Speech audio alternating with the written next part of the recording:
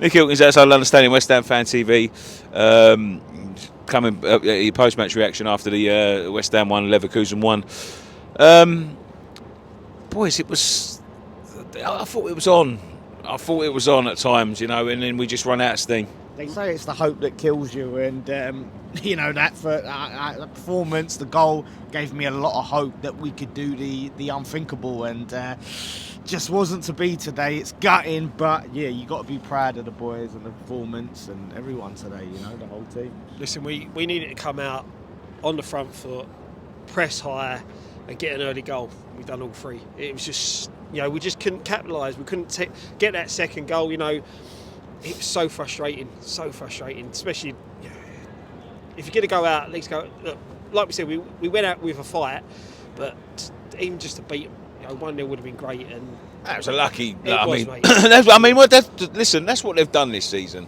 And I was reading some reports before the game saying if you press them high and you stop their fullbacks from coming forward, they're very restricting in what they can do. Listen, I saw all of that tonight. Yep. We had them on the back foot for a lot of it. Listen, Alonso was you could see him over there. It was going off a little bit in the technical areas. Yeah. It was a very stressful night for both sets of coaching staffs.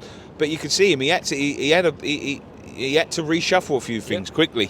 You look at it. He took the centre half off after about 25 He was getting minutes. ruined. Yeah, he was getting ruined. But that's a good manager. That's the thing. He sees that. He isolates. That's a problem. We need to sort booking. that problem. Yeah, it was smart tactics by him. And I think it was stuff like that. The referee sort of spoilt the game a little bit. First half, I thought he tried to let things flow. Second half, he was absolutely shocking.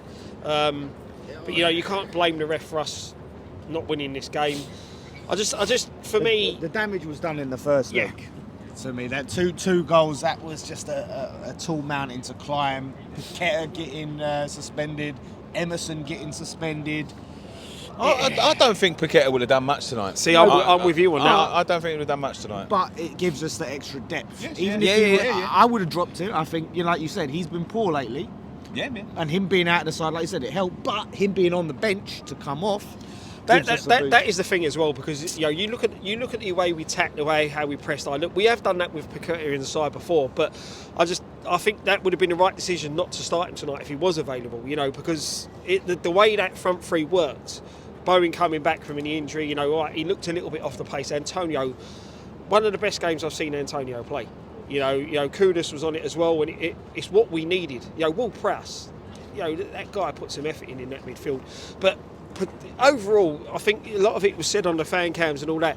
It is that lack of depth that's killed us. You could see the midfield three were tired. Alvarez run himself into the ground, and we didn't have Nate to come on. We're having to bring Ben Johnson on. And no disrespect, Ben Johnson. That's his go-to. Listen, I'm full of praise tonight for the team. 100%. I'm full of praise tonight for the manager. But I've got to address the elephant in the room. He left us with too much to do. Because the approach over in Germany, I don't think was the right approach. You don't approach games Listen, I understand. We've gone to Seville, we've lost there. We've gone to Freiburg and lost there, and we've come back. But 2 goals, going to Germany, to Leverkusen, leaving yourself exposed like that, as deep as that, allowing a team that's, I think it's their trademark now, scoring late goals. Mm-hmm. They've scored them all season. I was listening the other day saying, it's what they do. They score late goals, and to set up with no intent of attacking. You see where they struggled today. They struggled with the press, and we didn't press. No. And then ultimately, it's got to be said. I don't want to be too negative, but too much to do. Left us with too much to do. Yeah, and that's the frustrating thing when you look at the fact that we went out there and played the way we did. When you see what we could do here today, where has that West Ham been? And it shows what we can do, and even if we did that for a half over there, got ourselves a goal there, or even if it went, we held out for the 0-0, we're in so much of a better position. And I think the biggest disappointing thing for the first leg is we conceded two set pieces. Yeah. Do you know what I mean? It's something that we're normally trademarked quite good at. We're conceding there after playing pretty poor goals as well. Yeah, we showed them tonight. We showed them no respect. Out there, we showed them too much respect, and that's the difference. That's what's cost us ultimately, and I mean it always comes back to me is that January transfer window. You're in. Listen, I think even tonight. Sorry, Dan. Yeah.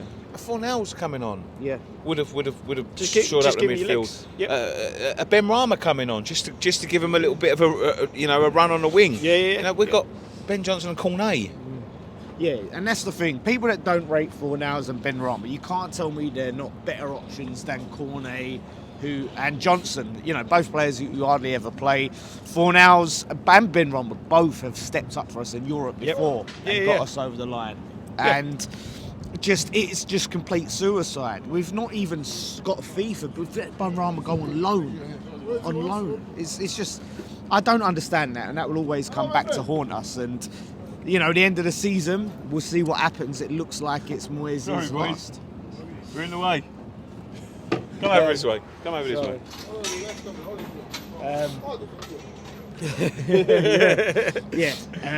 But it looks like it's Moyes' last, and this squad now is going to need a massive rebuild, whoever the manager is, because we're at bare bones. Listen, I think this is the crossroads. I mean, we've got 5 games. 5 games left. 5 games left. Yeah. A couple of on paper winnable, but you look at the way we performed against Fulham the other day. I mean, that was pathetic. I mean, that was absolutely pathetic. And that's the problem, mate. And we need to really put in. Even if we do that, there's no guarantees now. It's not in our hands. There's teams that are around us that have got to play games. So listen, we've got to do what we can do. But I think this is a turning point of West Ham. I don't think Moyes is going to be here next year. I'm going to be totally honest. I can't see him being here. Lucas Paquetá is not going to be here. We've got to take that money the same way we took the Rice money and invest it in the right areas, which I think we've done this season to a certain extent. Obviously, we're going to have money from Ben Rama, but money from Fornell sales as well. We need to go out and start replacing some of these. Antonio. I love Antonio. He's 35 next year.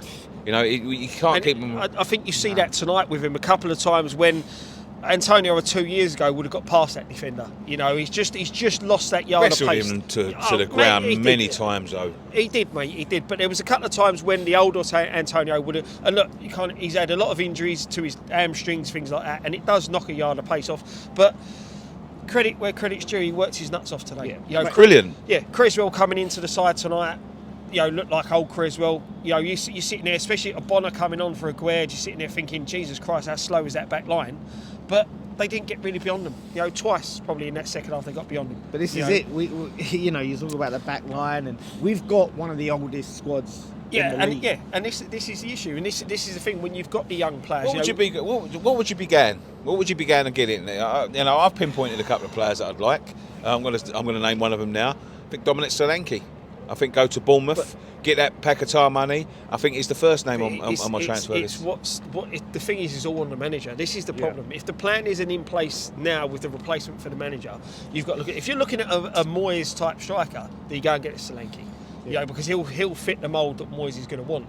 But it's what the new manager coming in. But this is the thing. Stuyton, if he already has that in his mind of this is how we're going to play football. Yep. We're going to get players that match that. We're going to get a manager that matches that. So we can start early. We don't have to go, let's sign the manager. Let's see what the manager wants to do. No, let's identify a style of play. That's why it's important that the plan's in place. We cannot be hanging about because we've got a rebuild to do and we need to know who's going to be in charge? The problem is, mate, you look at it, we need a striker, we need a centre-half, we need another left-back.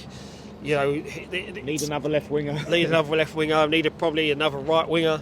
Yeah. There's a lot of players we need to bring in, and we're going to have to find gems or rely on youngsters. Look, Earthy coming on the other day. I know it's only a little cameo that he had, and it's good that he's recovering well from the injury. But we either have got to rely on youth in certain areas and trust the youth in certain areas, and then look at the key areas like a centre half, like a striker, to go for and pay that bit of extra quality. Yeah, but that's the thing. I think if you've got a manager that comes in, plays good football, and is starting to give youth a chance, I think you get more patience out of the fans. That if it don't start hitting the ground running, we're up there competing for European places. As long as we can see progression on the style of play and youngsters getting chance, we can see a vision. We have to see a project. You look at a Premier League team and allowing people to go. Them 2 players have gone on loan. Let's not forget that they've gone on loan for the rest of the season. And you're looking at that bench. I mean, I didn't see it tonight, and I didn't look at it properly tonight. But in the last few weeks, we've had like 2 young goalkeepers on the bench. We didn't even have a full quota of players on the bench. Is that right? The bench was painful to look at. It really was, and it just goes to show what we need to do. I think a couple of big sort of proven signings, and then the rest, look around Europe, do your homework.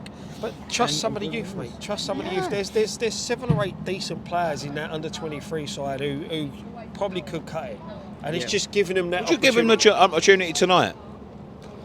Just chuck them on. Bit of energy, bit of freshness, bit of. It's hard, isn't it? Because when you look at it for this type of game, you want to look at the experienced players, but you bring in a Cornet on who's had hardly any minutes. Danny Ings didn't even get on the pitch. I don't understand. I still don't understand. The Bonner one, smart decision. Even with Ben Johnson coming on for Soufal, I didn't quite get that in a way, because Soufal was one of our better attacking. He was getting a lot further forward than Cresswell. Same every week. Yeah, and it's the same every week. And that's it. Cornet and Ings are 2 players who probably, depending on the manager, probably need to be moved on, free up wages. There's players that we have to shift out before we bring some in, and big job to do in the summer. But the players need to just give everything for the rest of the season. It's out of our hands, but we've got to pick ourselves up for Palace and go all out. It's a hard ground for us, but we have to win. If we want any chance of getting Europe, that has to be a win. Yeah.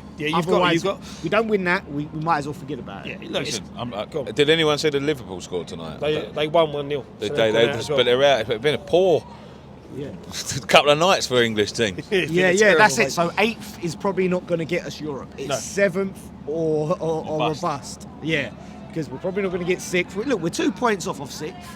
But again, it's not in our hands. Yeah. So we just got to keep fighting and hope the other teams around us drop the ball. Yeah, absolutely. Thank you very much for joining us on this edition of West Ham Fan TV's post-match reaction. We'll be back again for the Palace game. Mm-hmm. It's Palace, isn't it? It's Palace this week, Sunday. Check us out on Sunday for the Palace stuff. Friday night pint tomorrow. Yeah. I'm not here. Okay, we'll discuss that after. I'll be back next week. But there we go. Thank you very much. One thing left to say. Come on, you ones.